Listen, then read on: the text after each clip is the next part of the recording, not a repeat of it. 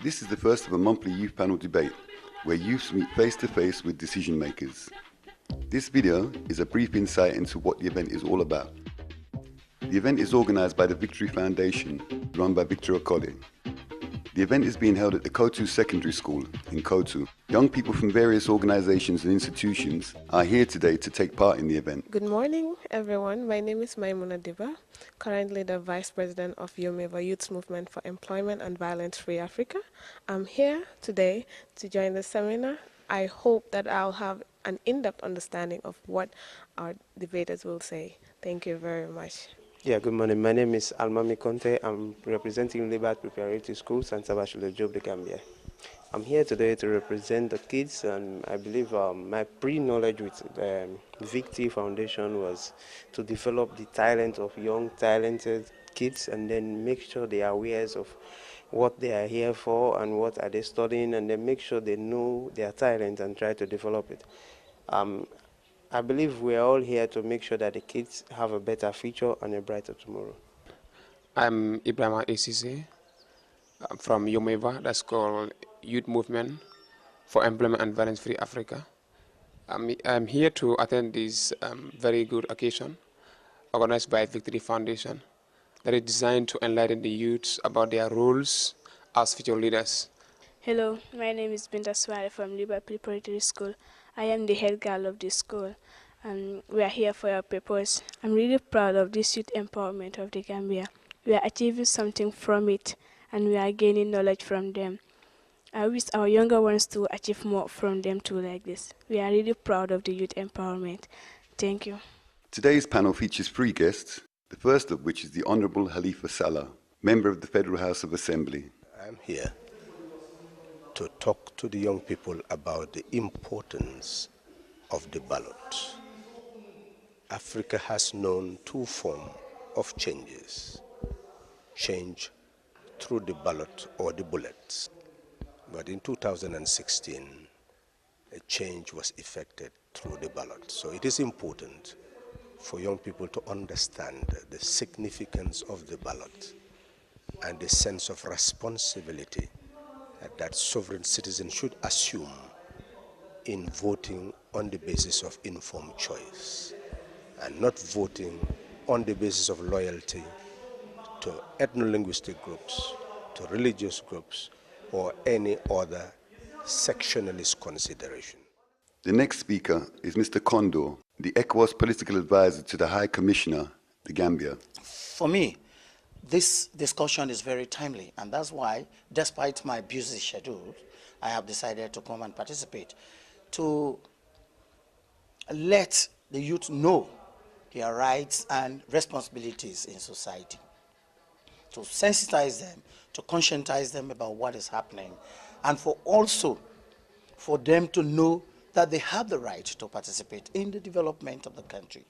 And the third guest is Shakina Chinedu, who is a lawyer and a holistic health practitioner and is now based in the Gambia. I'm here today as one of the panelists, and we're talking about youth in politics. And this is really important to me because the future of Africa depends on young people. And if we, as the elders, don't encourage and support the young people, then Africa's only going to move backwards. So I'm hoping today that we'll have some really good dialogue with the young people, hear what they've got to say, but not just hear, but also act on it. So I'm really looking forward to today. The topic of today's youth panel is the role of youths in politics. And as Victor Okoli, founder of the Victory Foundation, said, the vision of this panel is very simple. We discovered there's a distance between the leaders and the led. So we want to bridge that gap by bringing the led and the leaders close, where they can have an interaction, rub minds together, share ideas, and the young people who are the led also could share from their wealth of experience, and together we can create a better Gambia, a better world. As you all know, the topic is the role of youth in politics. So 8 panelists here will be given 10 minutes to speak on the topic, the role of youth in politics. I deem this discussion as very, very, very important because for ECOWAS, we are now trying to move from ECOWAS of state to ECOWAS of the people, which we call the ECOWAS Vision 2020. And who are the people? The youth. Oh, yes. Because without the youth, there is no future for any country. So, the politics of today should be the politics that is people-centered.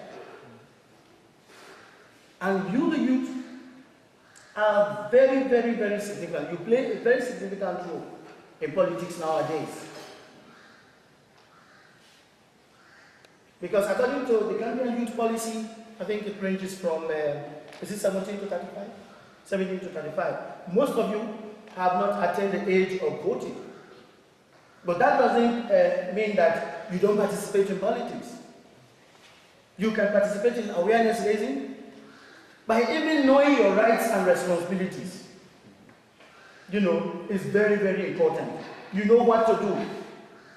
When we look at Africa, in the days when they fought for independence, we had some very strong men with very strong visions, and their leadership was about making Africa free, non-dependent, and very sustainable. But if we look at Africa today, we've lost our way somewhere. We are still very dependent. We say we're independent, but how independent are we? We're still looking for somebody else to give us something in our bowls. This is not the Africa that we want to see in the next 100 years' time, in the next 50 years' time. We want an Africa where we can say, we can stand up in places like the UN and talk our story. In this room, we have males and we have females. And I want, in the future, to see more women in strategic roles in Africa, making policies, effecting policies, enforcing policies. Because we have a lot of women here too, who are speaking for the women, who are speaking for the young girls growing up. How are we then going to encourage the young men to respect women appropriately? This is the Africa that we want to see. And you, the young people, have to change that narrative in Africa.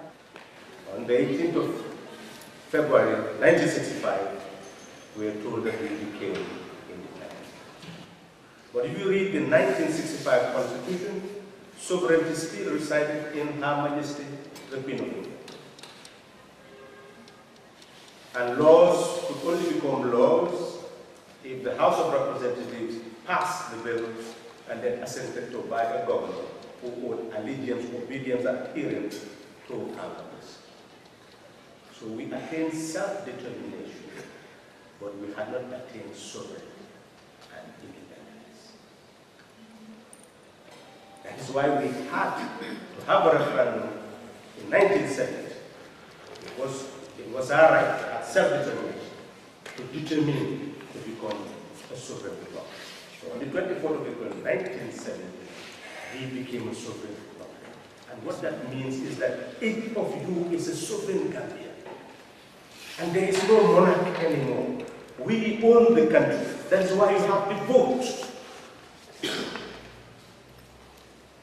And at that material time, our educational system, every aspect of our life should have changed. Adults should have received voter education, political education. You, the young people, through the curriculum in the schools, you should have been given the awareness that you are now sovereign Gambians, you own the country, and you have a national budget. It must be maintained to provide health, education, and all the services that we need in order to have prosperity, in order to have liberty.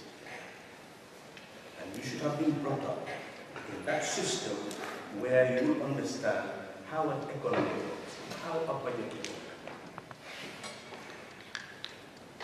What's the role of the executive, the judiciary, the National Assembly?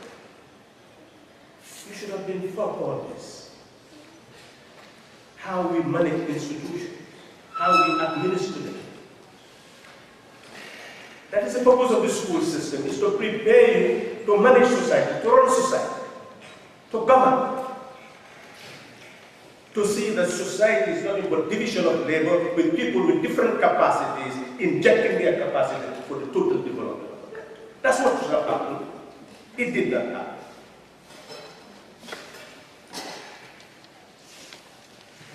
So if that happens, then all of you will have grown up equal to each other. You will not talk about each other's tribes, religion, place of origin, birth, because all that would have been irrelevant. You would have seen that each sovereign person is equal to the other. But that did not happen. It did not rely on it. Consequently, they are outrageously 19.7 billion budget and 10.2 is from budget support. Don't support. Is that an independent country? Yeah, we have the minerals and carbon, but from Kusanya, in Upper River. We have a mighty ocean. Look at the ocean that can feed us. But for many of you, if you go home today, you will be able to afford fish. It's difficult. Many young people are out without work. Those who are working cannot earn enough to be able to even feed a family. So they have no food. In conclusion, that's what we are facing.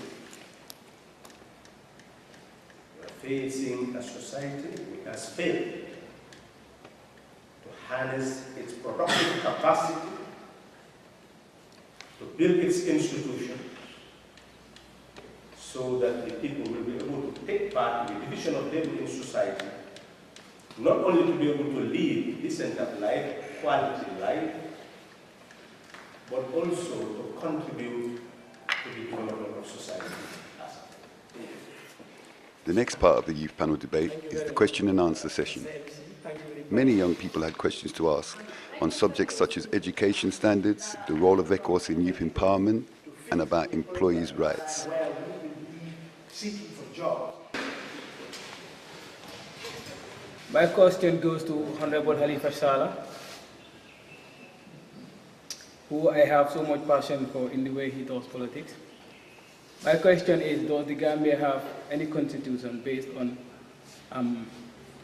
menial wages for workers in the Gambia? Because I have seen, 1st of May, normally in other continents, people go out and protest and complain about what happens to them in their works. But in Gambia, people celebrate instead of them complaining on issues that bother them in their workplaces. So I want to know whether in the Constitution of the Gambia, it is stated that there should be a menial wage for average workers in the Gambia. Because if not, I don't think we can attain development. As you mentioned in your speech that many people who are working cannot sustain their families based on their salaries. So I don't think we can fight corruption in the Gambia whilst there is no minimal salary. The Constitution does not go that far. What is under Section 25 of the Constitution is the right to freedom of association, including right to form trade unions. And you have trade unions, and you have the Labor Act, which creates the basis for a joint industrial council, where employees and employer associations should be able to sit down and try to negotiate in terms of wages. But what must be admitted is that all these institutions have actually been completely dormant. Unions have not really been very, very active and vibrant in pursuing issues of this nature. And that is why we are still talking about what a new Gambia should actually begin to look like. And one of those things that needs to be done is to activate civil society, activate the union, activate the human rights organizations. Because you see a lot of lapses taking place.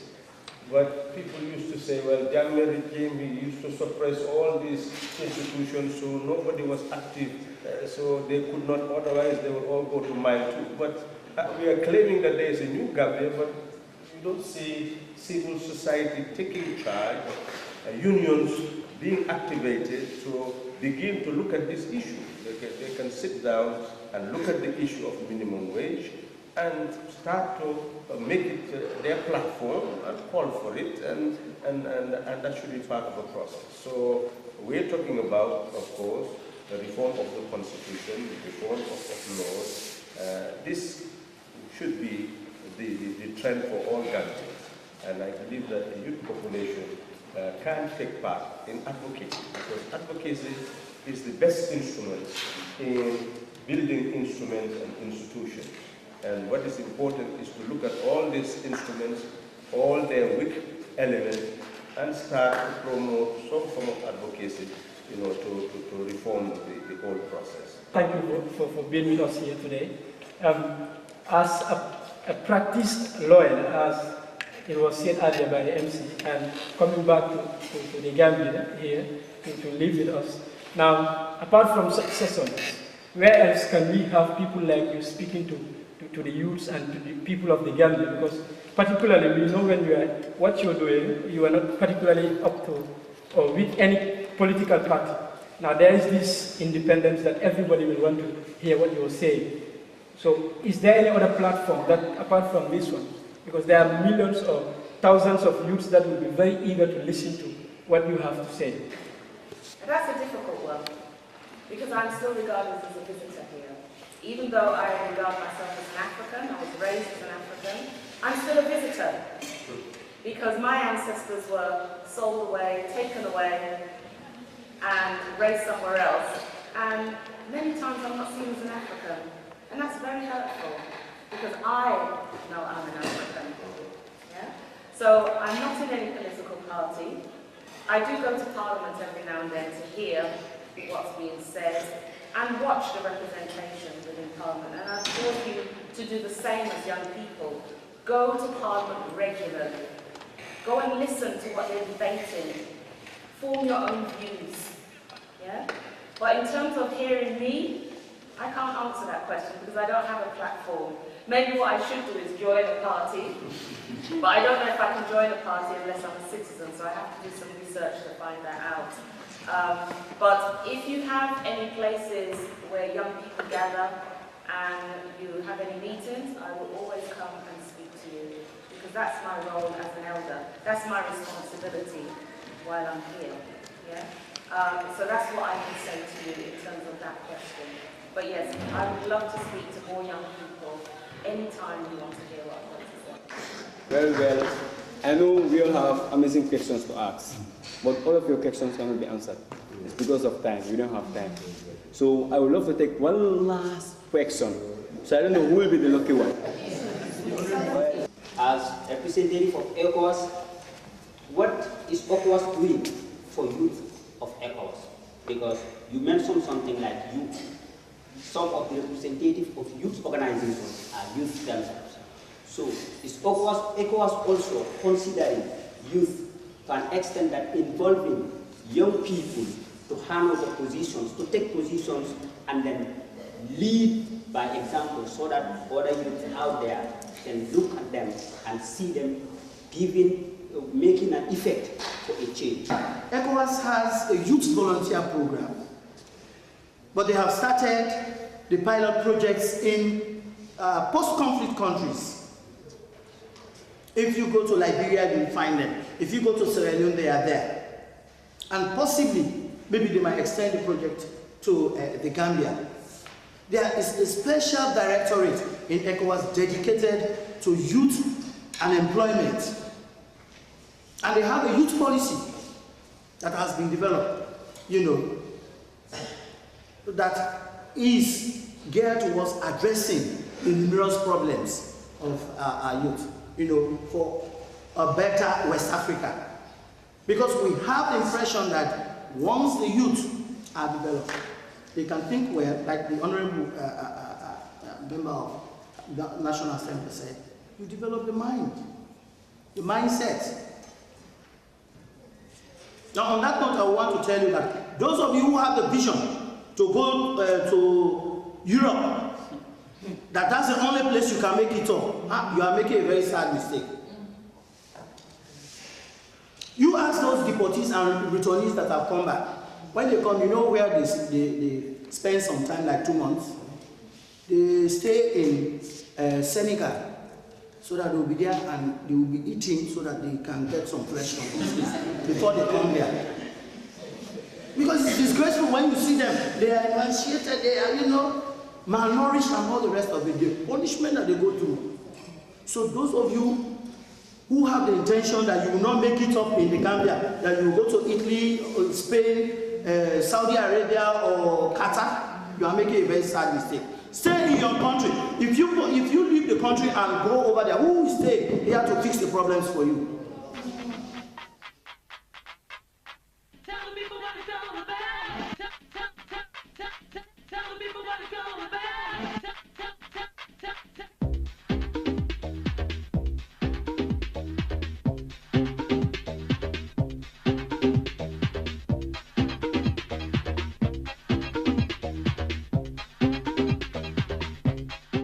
The event was a great success, and the Victory Foundation are looking forward to building on this success and engaging more talented young people in future debates on topics that are important to young people in the Gambia. If you want to hear more from our leaders in our community and ask your own questions, please contact us for details of the next Victory Foundation Youth Panel debate. That is the challenge of this generation. We have to reinvent ourselves. So when you live here today, ask yourself the fundamental question: who am I? Who are you? Are you a citizen of a tribe?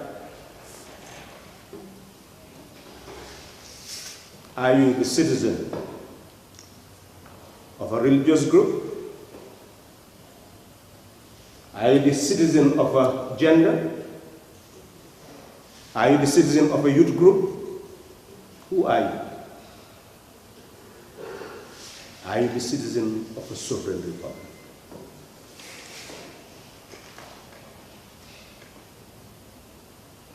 So if you are the citizen of a tribe, then go and get your tribal passport and your tribal budget and your tribal hospital, your tribal school, your tribal road. Go and get it and live there in your tribal kingdom, or a religious kingdom, or a youth kingdom, or gender kingdom.